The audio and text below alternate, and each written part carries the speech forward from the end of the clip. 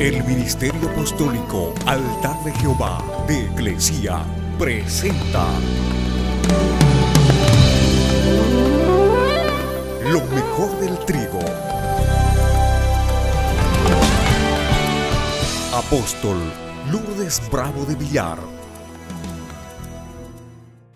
Mateo 24:24, Jesús advierte a sus discípulos diciéndoles: falsos cristos y falsos profetas se levantarán, y grandes señales y prodigios harán para engañar, si fuera posible, aún a los escogidos. Si fuera posible, aún a los escogidos. A través del tiempo, la humanidad ha sufrido y también ha hecho sufrir, porque el engaño es algo que todos llevamos dentro. El engaño no distingue raza, sexo, tamaño, ni tampoco mide consecuencias. Para algunos o para unos es algo normal tener una vida de engaño. Por eso viven engañando y siendo engañados. Y hay muchas excusas para engañar y muy poco valor moral para enfrentar la realidad. La gente miente, remiente y no tienen la valentía moral de decir la verdad. Hasta para sus viajes mienten. Me está llevando mi padre, dice. Y ya tienen 30 y 35 años y lo están llevando a la fuerza. No saben decir: estoy viajando y listo. Quiero ir a ver a mi padre. Necesito 3 días de descanso, o 5, o 6. No tienen la valentía moral de decir la verdad. Y lo que sale de dentro de ellos es engaño. ¿Y saben qué? Solamente ellos se engañan. Porque no han aprendido hasta el día de hoy a ser sinceros. Y por lo tanto, el que no es sincero es un niño. Porque los niños mienten hasta por miedo de que les peguen. ¿Quién quebró esto? Yo no fui, dice, y lo acaba de tumbar. Entonces, hay muchas excusas para engañar y muy poco valor para enfrentar la realidad. A la mayoría no le gusta ser engañado porque cuando se trata de engañar a otro, sin embargo, no miden consecuencias. El engaño es una basura imperdonable. Imperdonable para los que aman la verdad. No todos tienen la madurez necesaria para decir la verdad. ¿Qué es engañar? Engañar es la acción de decir palabras o acciones para engañar a alguien. Engañar es hacer creer algo que no es verdad. Y también se aplica a la acción de engañar o engañarse. Por eso Jesús nos aconsejó que nos cuidemos para no ser engañados. Porque antes de su venida vendría un espíritu de engaño, ¿ya?, que de ser posible engañaría también a los escogidos. Estas palabras parecen referirse a los hechos que rodean la destrucción de Jerusalén en el año 70 después de Cristo. Pero el engaño que Jesús tiene en mente es parte de un modelo o un sistema que está en curso, quiere decir que está en movimiento, que es algo natural en cualquier ambiente. Y se lo toma todavía como normal. Porque me reteó, dicen, y la otra dice: ¿para qué pues le decías la verdad? Le dice el otro. Porque la gente está acostumbrada a engañar y a mentir. Y la Escritura dice que Satanás es el padre de los mentirosos. Desde el principio, Satanás ha estado engañando al pueblo de Dios. Por eso el Señor, Dios dijo en Génesis 3:15, voy a poner enemistad entre vos, le decía Satanás, y la mujer. Entre tu simiente maligna y la simiente de la mujer. Y la simiente de la mujer te va a herir en la cabeza y tú apenas le vas a tocar el talón, el calcañar. Y él continuará haciéndolo hasta que se revele el inicuo. Segunda de Tesalonicenses 2, del 9 al 10. Ahí habla de señales y prodigios mentirosos. Entonces, la visión de Juan del milenio termina con un alboroto en todo el mundo y un alboroto de engaño por parte de Satanás. Sí, léanlo, Apocalipsis 28. Dice, y saldrá a engañar a las naciones que están en los 4 ángulos de la tierra, a Gog y a Magog, a fin de reunirlos para la batalla, el número de los cuales es como la arena del mar. Quiere decir que no se puede contar. Entonces, esta advertencia del Señor Jesús deberíamos apreciarla, y en gran manera, porque la historia cuenta que los cristianos han sido y pueden ser engañados. ¿Acaso algunos elegidos no han sido engañados en los últimos años para apoyar ministerios que han demostrado ser trágicamente diferentes de la realidad que ellos profesaban o que ellos estaban acostumbrados? Lamentablemente somos adictos a lo espectacular. A la gente le gustan las señales y le gustan los prodigios. Les gustan los gritos y les gustan los saltos. Les gusta lo novedoso, lo espectacular, pero no le agrada hablar de santidad, no le agrada hablar de oración, no le agrada de hablar de temor de Dios. Y si alguien piensa, por si acaso, que porque es cristiano no será engañado, ya si está pensando eso, el engaño ya empezó en tu vida. Y no te has dado cuenta siquiera que el Señor Jesús te advierte, porque Él sabe que somos vulnerables a cualquier tipo de engaño. Dios va a proteger y preservar a su pueblo, así como lo protegió a Pedro, a Simón Pedro. El que es de él va a ser protegido por la oración de Jesús y por el poder de Dios. Jesús le dijo a Pedro, Satanás te ha pedido para zarandearte como a trigo. Pero yo, le dijo él, he rogado por ti, para que tu fe no te falte. Y una vez que pase esta situación terrible que vas a experimentar, confirma a tus hermanos, enseñale a tus hermanos a cuidarse. Y ese cuidado se logra a través de la diligencia en la fe. Primera de Pedro, capítulo 1, verso 5.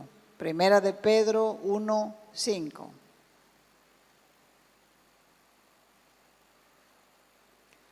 Dice que sois o seáis guardados por el poder de Dios mediante la fe. ¿Para qué? Para alcanzar la salvación que está preparada para ser manifestada en el tiempo postrero. Entonces, ¿cómo podemos protegernos contra el engaño espiritual. Podemos protegernos mediante el desarrollo de la sensibilidad espiritual. Y así nos vamos a dar cuenta de las estrategias del maligno. Segunda de Corintios capítulo 2, verso 11. O sea que él siempre está tratando de engañarnos.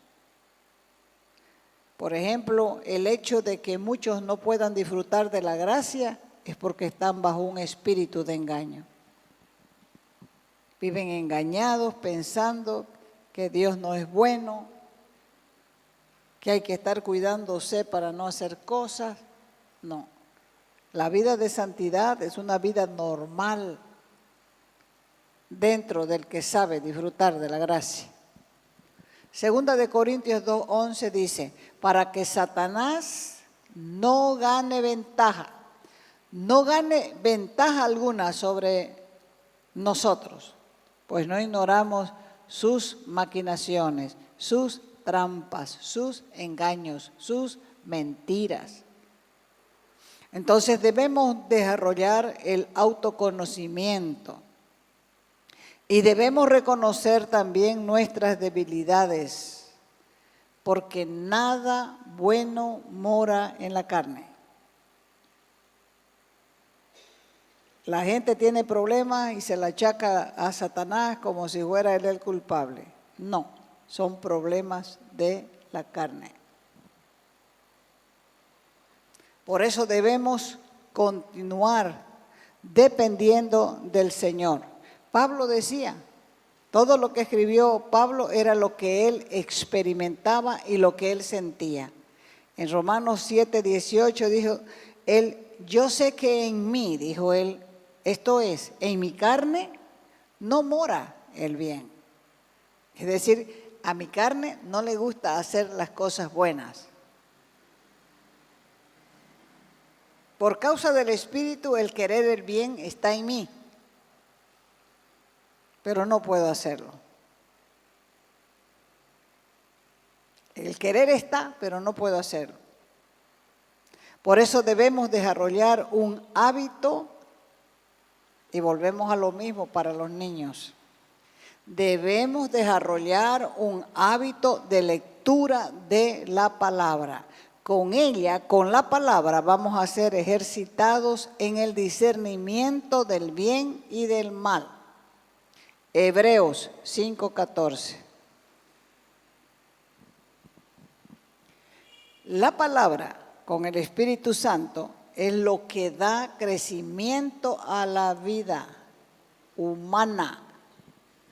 El alimento sólido es para los que han alcanzado la madurez, para que por el uso tienen los sentidos ejercitados en el discernimiento del mal. Es decir, que no les es difícil discernir. ¿Por qué? Porque han madurado. ¿Cómo maduraron? Por la palabra y por el Espíritu Santo. Por eso algunos deben retomar la lectura de la Escritura. Y los que están comenzando la vida cristiana, con mayor razón tienen que ir a la Escritura, para no ser engañados en el inicio de su nuevo nacimiento. Deben tomar el hábito de leer, porque la palabra nos hace crecer en fe. Un estudio diario de la Biblia y un tiempo de oración, que es a lo que se conoce también como un altar de adoración o un devocional diario, es sumamente importante. No se trata de leer por leer. Hay gente que se autocastiga. Yo voy a leer, dice, 10 capítulos todos los días. Y sentada hasta medio durmiendo, dice, no terminó, todavía me faltan 3. Y ya está durmiendo y está autocastigada. No es así. No se trata de leer por leer. sino de hacerlo con el objetivo de aprender a conocer a Dios en cada página de la Biblia. Conocer el corazón de Dios que está impreso en la Escritura, en las páginas de la Escritura. Así que te recomiendo seguir las instrucciones que se te dan en esta casa antes de leer tu Biblia.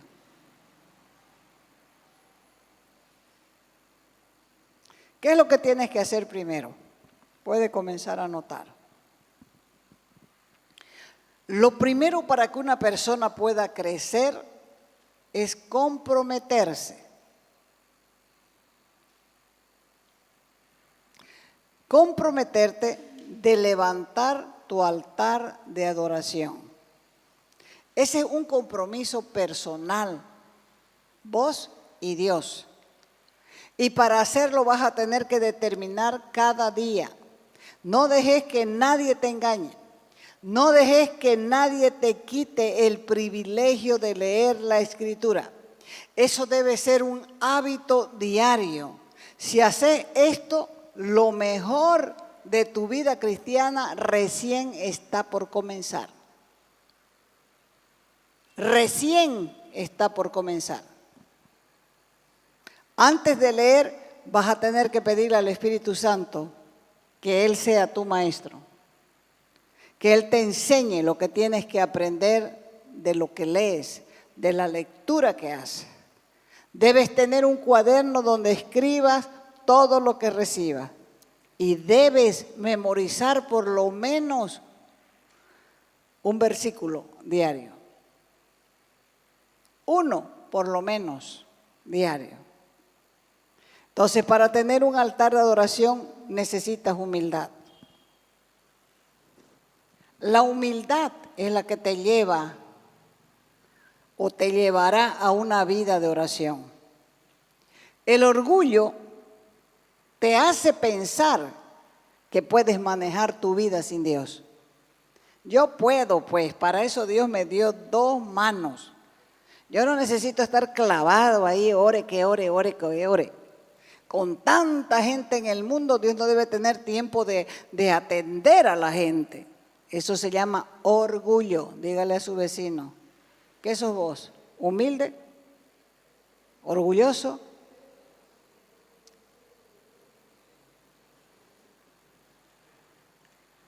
El orgullo te hace enfrentar tus problemas sin buscar la dirección de Dios porque crees que todo te va a funcionar bien sin Él. Qué engaño más grande. Por eso dijo el Señor, cuiden de no ser engañados.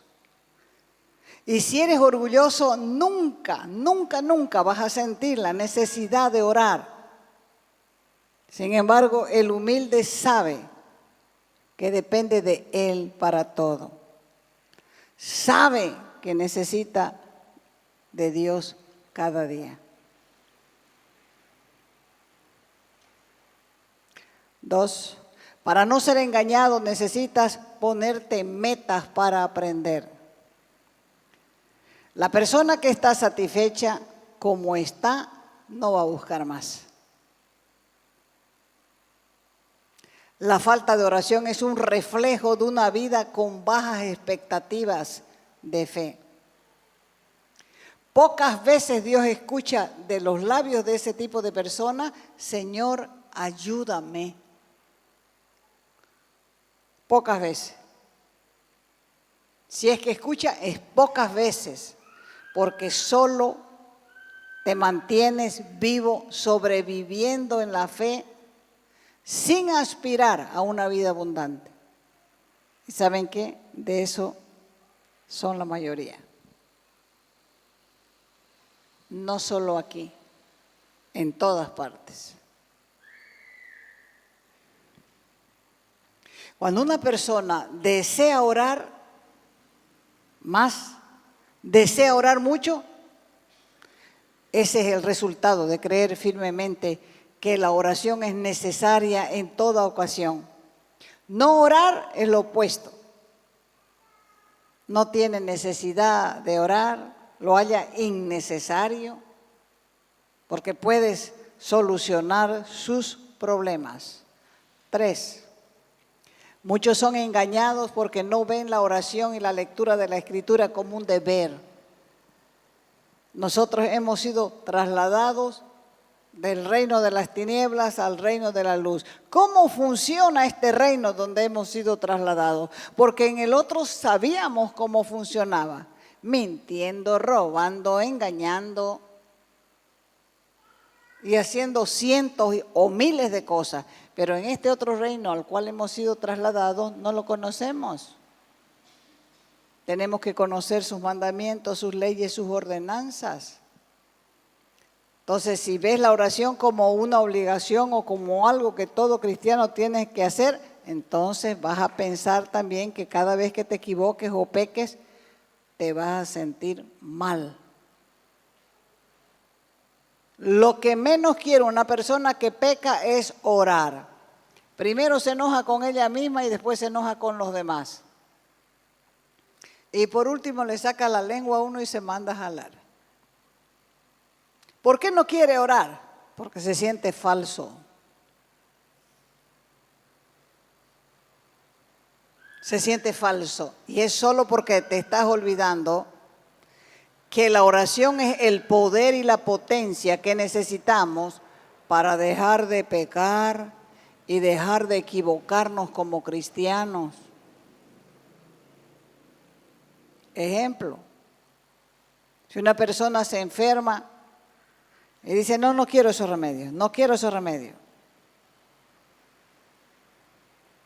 Si ya me enfermé, ¿ya para qué quiero sanar? Total, ya estoy enfermo. E igualito a una persona que no quiere orar. Sabe que tiene que orar, porque para volver a la relación con Dios tiene que orar para pedir perdón, pero sabe y no quiere. Porque la oración es lo único que puede hacer la diferencia y puede generar la victoria que tanto anhelamos. Recuerden que Jesús vivía confiado, convencido de que su Padre siempre estaba trabajando. Siempre estaba. En Juan 11 nosotros vemos cómo Jesús oró antes de la resurrección de Lázaro. Él le dijo, Padre, te doy gracias porque siempre ¿qué? Me escuchas, siempre me oyes. Cuando yo abro la boca para dirigirme a vos, vos me oyes. Así que no te estoy orando por mi causa, sino por estos que están aquí, a ver si así aprenden. El trabajo que hacía Jesús no era solamente liberar endemoniados o sanar paralíticos y enfermos. Su trabajo principal era la oración. Y los milagros venían como añadidura después de la oración. Por eso es que debemos orar diariamente para que cuando se presente algún problema en el día, tengamos las fuerzas, tengamos la fe y la autoridad para enfrentarlo y resolverlo. Nadie se levanta de mañana y dice, hoy voy a tener problemas. Nadie. Los problemas vienen sin que nadie los llame. Ahora, si viéramos la oración como el poder para ver los milagros, orar por los enfermos, ver sanidades, vencer nuestros hábitos y adicciones, ¿acaso no oraríamos más? Seguro que sí, porque el asunto es que consideramos el orar como un deber, no como un poder. Pero la oración da poder. Orar afecta el futuro. El predicador John Wesley decía, nada sucede hasta que oramos por ello. Y el apóstol Santiago decía, la oración del justo puede mucho. Es lo mismo dicho de otra manera. No decía, parece que nos ayuda. Decía, puede mucho. 4. Entonces, para no ser engañados, necesitas comenzar tu altar de adoración. Y para comenzar tu altar de adoración, necesitas amor. Entonces, para hacer tu altar necesitas amar a Dios.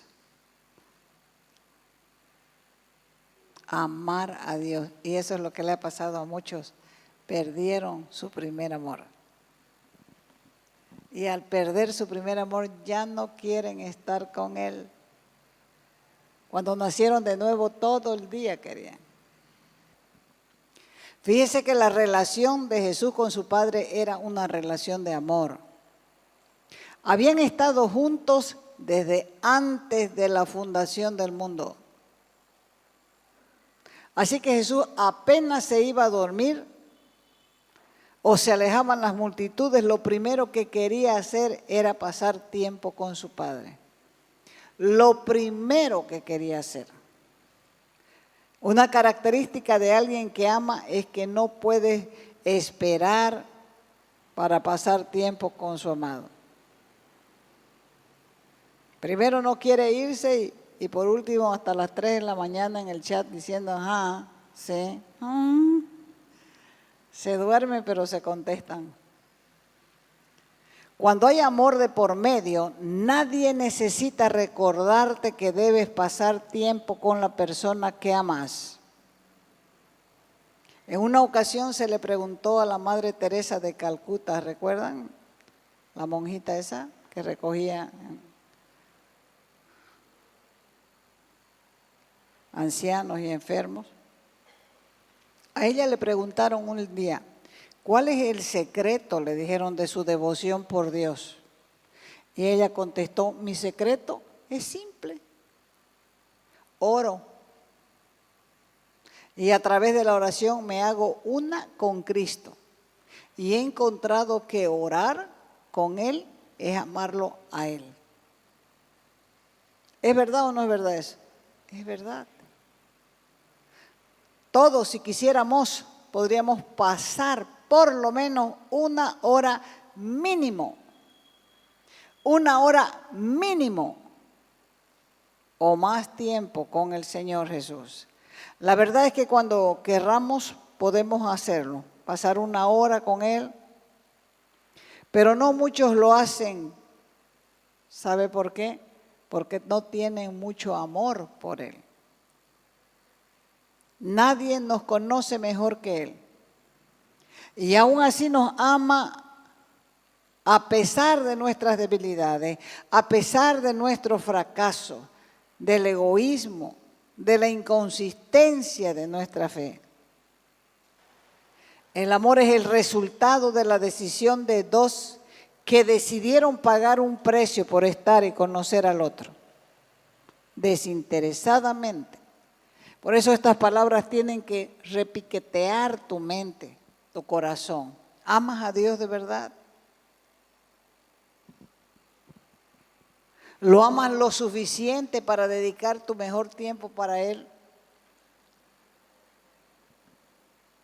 ¿Quieres amarlo verdaderamente? Vas a tener que buscar tu altar para demostrar que verdaderamente le amas. Por eso dije antes que necesitas tomar una decisión. Necesitas comenzar a llevar tu amor de palabras a las acciones, al hecho. Hay una demanda sobre el pueblo, porque Él quiere bendecirnos. Él nos ha dado todas las capacidades para podernos acercar a Él, pero si no conocemos la palabra, ¿dónde vamos a ir? ¿Dónde? Tenemos que aprender, hermano, porque Él quiere edificar su iglesia.